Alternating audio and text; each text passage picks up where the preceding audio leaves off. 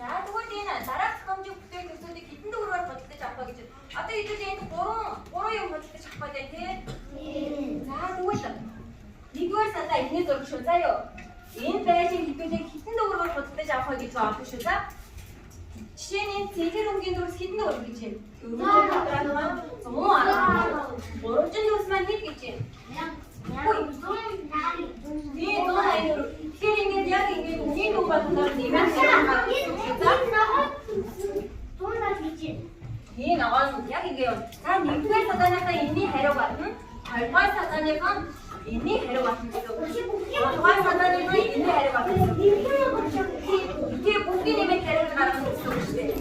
Яг нэмээд за тэгээд санаараа бүгд яг нэг хариу гаргах юм бол бүшний яг наадын тооцоо юм шүү. За идэг 114 гэж тийм ингээд